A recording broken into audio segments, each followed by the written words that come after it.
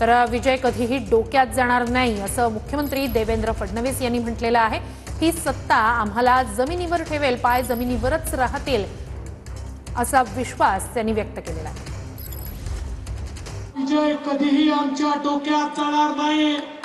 ही सत्ता आम्हाला जमिनीवर ठेवेल, आमचे पाय हे जमिनीवर कधीही वर जाणार नाही। ही सत्ता मिळाली आहे ती सेवा करण्याकरता मिळाली आहे।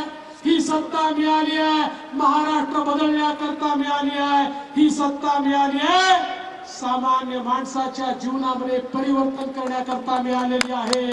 हेच स्वप्न साकार करण्याकरता आम्ही सगळे या ठिकाणी काम करू।